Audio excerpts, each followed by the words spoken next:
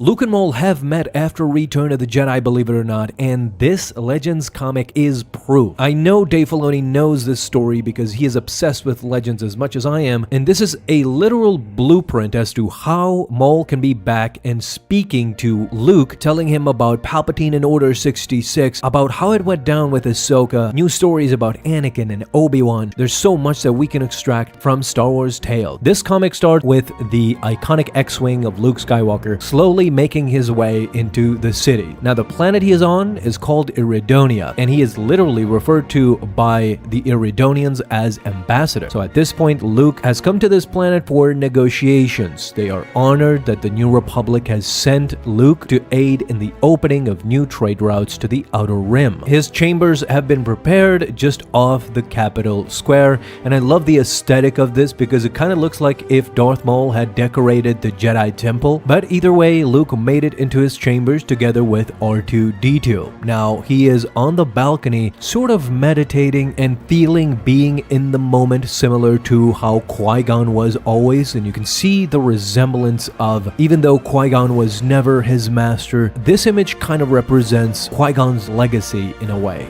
But all of a sudden, you hear R2-D2 making noises as Luke watches on in bafflement, not knowing what he is up to. Without a warning, without a hint, all of a sudden, a ghost-like figure of Darth Maul appears on the balcony and is going for Luke Skywalker, actually saying, "Die, Jedi." Now, I'm sure many readers and Luke himself thought that this was a ghost, but in a closer glance, you can see that it's kind of a holographic transmission perceived as a ghost. Luke wasn't waiting around to find out. He just pulled on his lightsaber, ignited his green blade, and Maul has pointed his double-bladed lightsaber at him as well. Interesting fact, as you can see, they clearly made a mistake because this is Anakin's lightsaber that Luke had lost at this point. Even though this is after Return of the Jedi, perhaps they were insinuating that he found it somehow. Now Luke was toe-to-toe battling with Darth Maul, even though he was an ethereal figure. You can clearly see the lightsaber clash here. Luke even took a swing at Maul, but it had no effect. And just before Maul could slice through Luke Skywalker,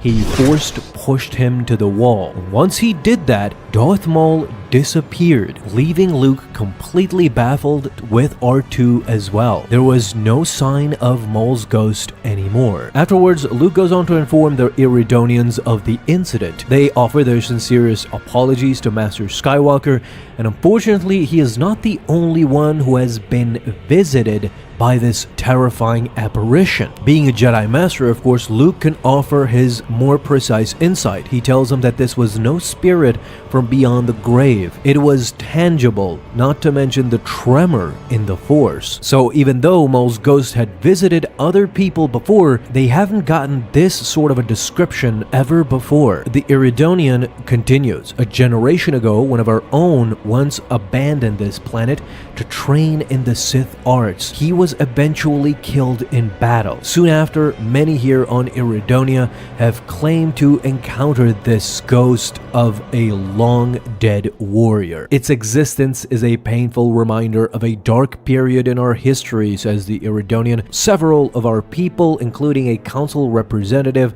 have been driven to the brink of insanity. Luke, troubled by this news, says that the trade negotiations will have to wait. They need to allow him to investigate, and he'll get to the bottom of this. And get to the bottom of this he will. He takes his speeder and moves around Iridonia, possibly trying to get that tremor in the Force again and feel his way to Darth Maul. He is going faster and faster as he starts feeling something going from neighborhood to neighborhood. And of course, his hunch was right, as just in front of the speeder, moving at a fast pace, something starts forming in front of Luke, and it's Darth Maul again with his double-bladed lightsaber saying, "Die, Jedi." Now Luke was up from his seat and ready to confront Maul again. As Maul swung his lightsaber at Luke, he jumped from the speeder and turned towards Maul once more. Maul said that he will have his revenge, as he slowly disappeared in front of Luke's eyes once more, but this time Luke had been attuned in the Force. He was ready. He was not being caught off guard anymore. and he was slowly approaching the source. Somewhere around here, he had felt the tremor in the Force. Now he reached out with his hand. He can clearly sense something behind this wall. With his hand, he realized that this wasn't a wall at all. This was a hologram of a wall. But what was it hiding? With his whole body, Luke moved inside what now seemed to be a laboratory, holding a brain inside a Bacta tank. An Iridonian scientist appears in front of Luke, saying, You're trespassing in the laboratory of Drell Kump, and stay away from that. Don't touch it," referring to the brain. In fact, you should kneel before Iridonia's greatest champion. The scientist, clearly knowing who the brain belongs to and who Darth Maul is. This, says Luke, is a great champion, referring to just a brain in a Bacta tank. With this device, says the scientist, his essence lives on as a solid-state hologram. Once the universe trembled at the mere whisper of his name before he was cut down in battle by an accursed Jedi apprentice. We now flash to the moment where Darth Maul was cut in half by Obi-Wan. They thought his body was lost, but I salvaged his remains and resuscitated his brain, says the scientist. Now he can enact his revenge. Luke wastes no time in replying to this crazy scientist.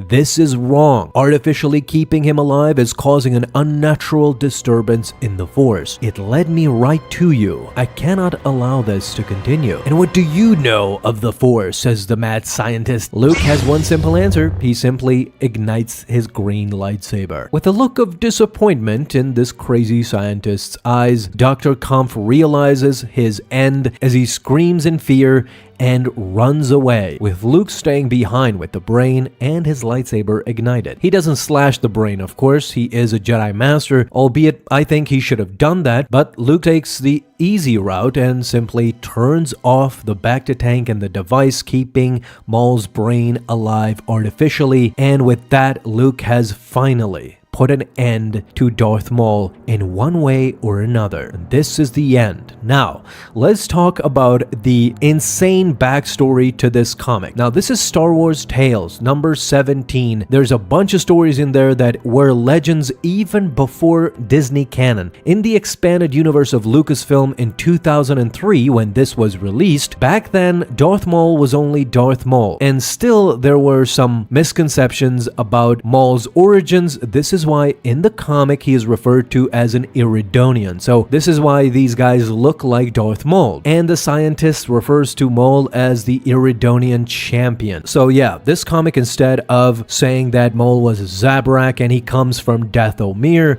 this was clearly not yet established, and this is why the comic shows that he is from Iridonia and these guys are Iridonian. So Maul is an Iridonian as well.